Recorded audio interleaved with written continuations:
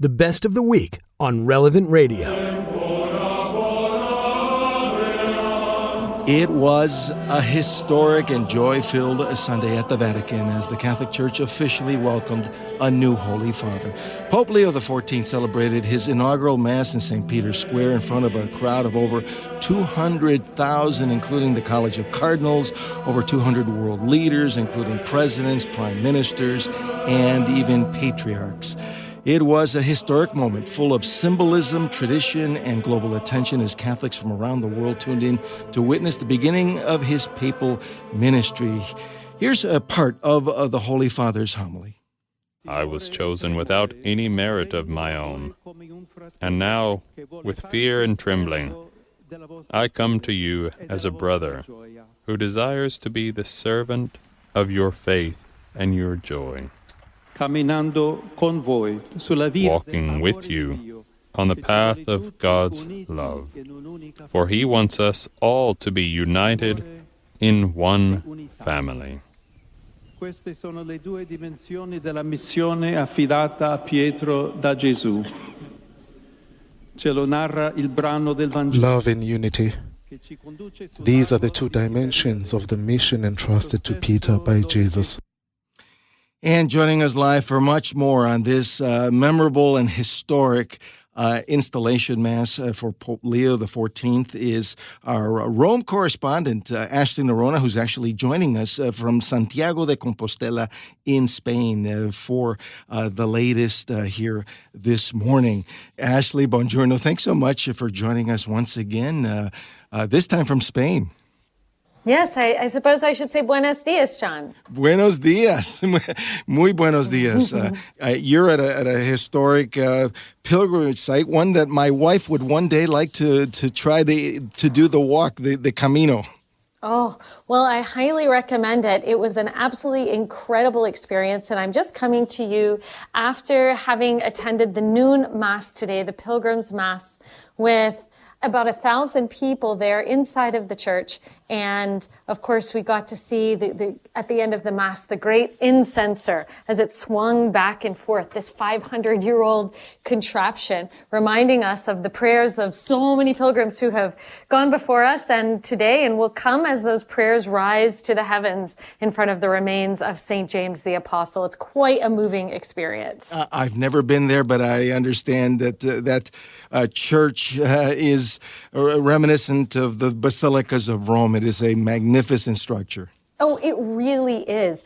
Just lots of beautiful gilding. The altar is silver plated, and it just really gives honor to God. It shows the glory of God. It's the reality that, as St. Francis said, poverty stops at the altar. We give our best to the Lord, and this church is reminding us of the reality of the God that we love and serve.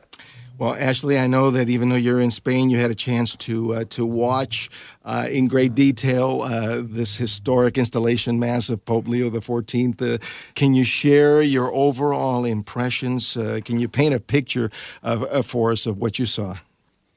Well, John, it was so exciting. As you mentioned, over 200,000 people present there. And not only in the square, but people lined the Via della Conciliazione, that long street that leads up to St. Peter's Square. And what a delight when the Holy Father actually rode in his open-air vehicle through St. Peter's Square, but also through the Via della Conciliazione, and made a second round there. So people had the opportunity to be as close to their Holy Father as they possibly could. And of course, this was met by people cheering and shouting, "Viva il Papa, long live the Pope," by shouting "Leone," which of course is Italian for Leo.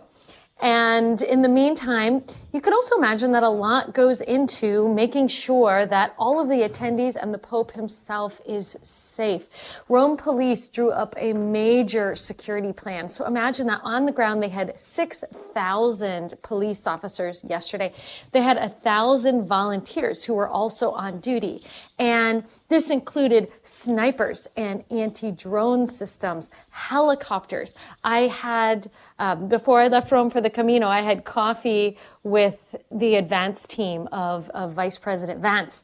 And it was fascinating to hear about everything that has to go into a visit like this, all of the details that go into keeping everybody safe and making this possible. Because, of course, John, as you pointed out, there were dozens of world leaders, heads of state, who returned to Rome just 3 weeks after many of them had just attended the funeral of Pope Francis. And among them, the head of the Eastern Orthodox churches, the Patriarch Bartholomew himself, making an appearance. What a tremendous symbol of unity between East and West for him to be there.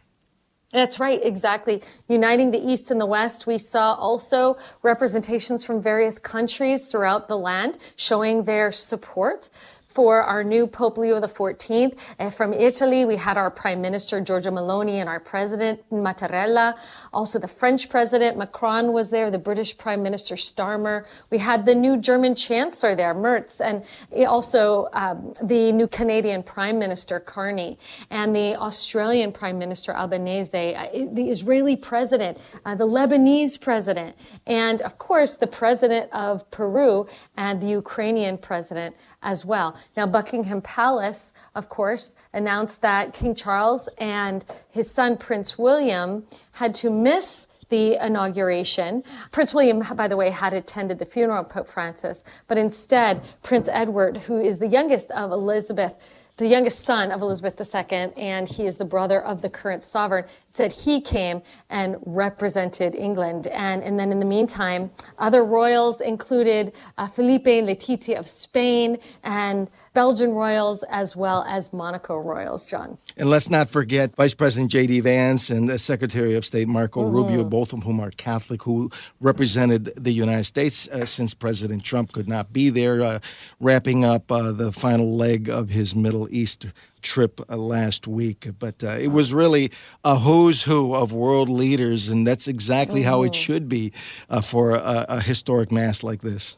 Yes, indeed. It was really quite an incredible day and so exciting to see the enthusiasm, the support. In fact, here in Spain, it was fascinating that a Methodist woman said, "Oh, I'm so excited about our new Pope." It was so neat to hear those words. For sure. And in fact, I remember at the tail end of the Mass seeing flags from so many different countries, including Spain and the U.S. and Peru, and just so many different flags, of people just cheering on the Holy Father. Was there any moments that really touched your heart, Ashley?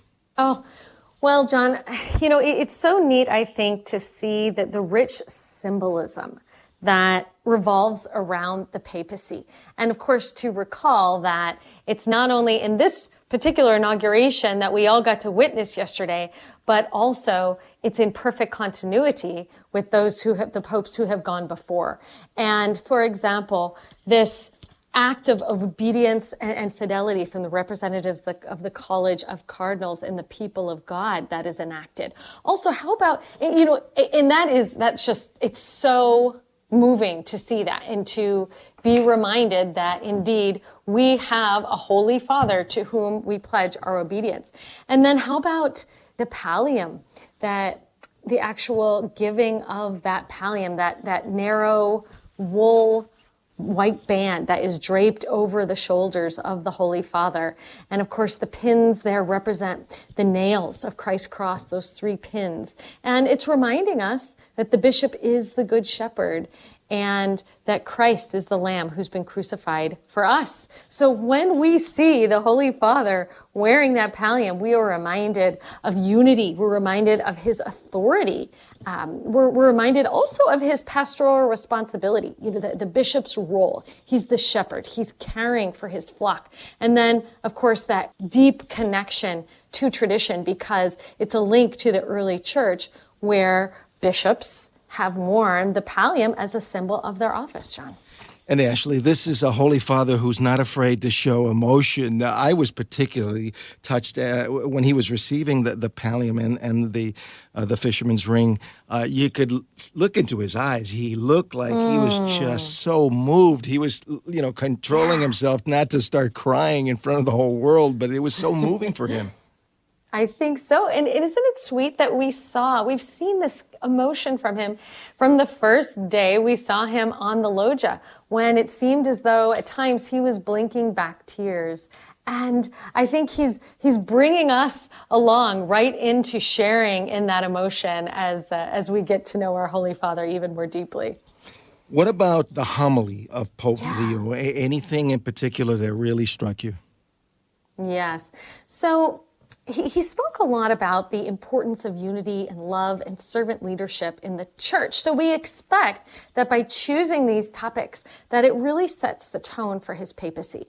And he stressed that love and unity are two dimensions of the mission that was entrusted to Peter by Jesus. And so he called for a united church, which would be this sign of unity, this sign of communion, and then a leaven for the world. And of course, we have to remember that unity is part of his bishops and papal insignia as well. And then he talked about servant leadership. So the importance of this, showing how Peter was a shepherd to the flock, but in doing so, he never yielded to the temptation to just be an autocrat. But instead, he's called to serve the faith of his brothers and sisters. He's called to walk alongside of his people. And he talked about missionary spirit and how this animates the church, because it's a way through this missionary spirit that we, as members of the church, share and show God's love to everybody. And by doing that, we are promoting unity, but never by canceling out differences. So he encouraged the faithful to value personal realities of people, their gifts, their history. And then he asked everyone, he gave everyone I could call a call to action, because he said, this is the hour for love. And the heart of the gospel is the love of God that makes us brothers and sisters, he said. So he encouraged us all to build a church founded on God's love. So this love, again, is a sign of unity. It's that missionary church that opens up its arms to the whole world, John. And Ashley, I love the very beginning of the homily when he quoted fellow Augustinians, as St. Augustine, of course, him being the first Augustinian Holy Father, that famous quote, "Lord, you have made us for yourself, and our hearts are restless until they rest in you." What a powerful way to really set the tone for a dynamic homily. Exactly. And, we see that on his coat of arms as well. We see the pierced heart, pierced by Scripture, pierced by the love of God, resting there on the Bible. And so knowing that, I think we can expect from our Holy Father that this will be a pontificate that is based on the Word of God. Afterwards, Pope Leo had a meeting with leaders after the Mass, and I understand that he was also supposed to meet with Vice President Vance today. What do we know? Yes. So after the inauguration Mass, he met with President Zelensky. They talked about a ceasefire. He also met with the president of Peru. Of course, we all recall that the Holy Father lived in Peru, and so I'm sure this was a very meaningful and emotional time. And then today he met with both Vice President Vance, and then later Marco Rubio joined in as well. And they spoke about various topics. One of them was the importance of religious liberty. And so the idea of how this ties into freedom as well. So they talked about the need for negotiation in various conflict areas.